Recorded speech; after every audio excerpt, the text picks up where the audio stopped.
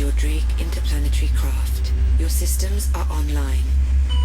Ladies and gentlemen, Tactical Advance here, and welcome to a flight test. Now this one's planned to do this one quite a while ago actually. It was quite difficult to do because you needed a few people to do it. A couple of little challenges with this ship, particularly with the guns and aiming. But I've done my best today to give you a bit of a summary on what it's like to actually fly and some little tips as well. Now first off, we're going to do a full rotation from point to point. Now this is probably the first ship so far that has been quite slow on manoeuvrability. I think the Starfarer and also the Constellation are quite quick compared to this. It is very slow, but then again you've got to sort of remember what the purpose of the ship. It's not a fighter ship. It definitely has weapons to defend itself, undoubtedly. But with this ship you've definitely got to think about the gunners and where are they in the situation, not necessarily about the pilot themselves. Now you do have two guns in the sort of side pod here, bottom and top, that you can actually fire.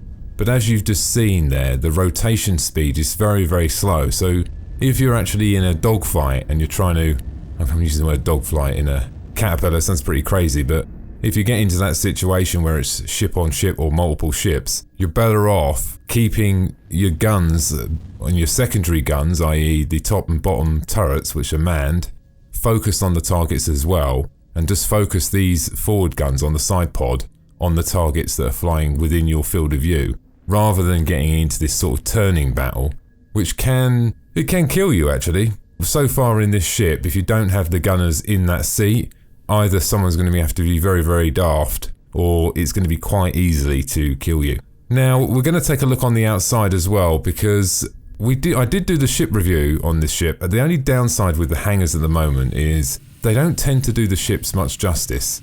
And what I mean is the lighting, reflections, the shadows, the lights on the ship, the engines, all of this sort of stuff you don't really see in hangar.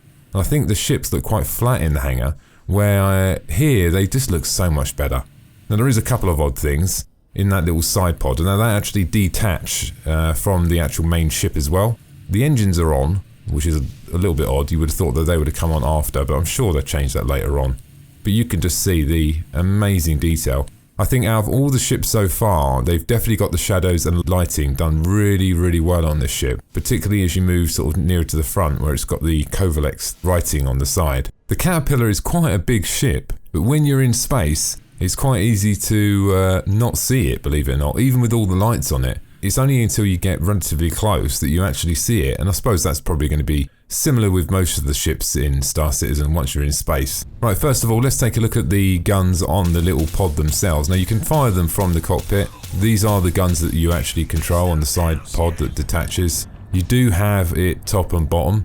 One thing I did find a little bit difficult, I know you can change this if you're using keyboard and mouse, and depending what controllers you're using, the default binding is left and right mouse button. Pressing them at the same time and controlling the mouse and pressing other buttons is quite difficult, but if you've got a hostess or you've got something else, you can bind them down to different buttons to make it a little bit easier. Now what I found in this particular situation, there is a manned turret just to the front of the ship, and what I found is if you keep yourself around about 1,000 to 1,500 away, just within the actual target pip, that way that you can actually control the fight. I should imagine if it's a player and he's got his wits about him, he's definitely not going to be sitting around in front of you.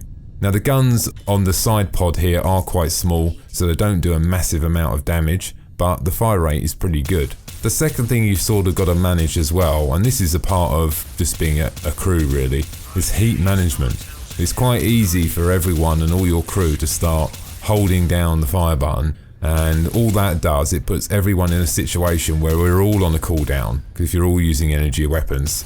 So you really need to coordinate with the rest of the turrets on maneuvers you're going to be doing, and also give them information about the shield situation, because to recharge the shields as well, you do need energy. So let's move on and let's take a look in one of the turrets. I'm going to go in the top turret just to give you a bit of an idea. Now keep in mind these turrets will change after a period of time. Star Citizen have already said that they're going to put a better tracking system on the turrets, and also give more information when you're in the turret about the physical ship state as well, because at the moment you don't really know what the current play of the shields and the weapons on the ship, so you could just carry on firing and there'd be no shields up.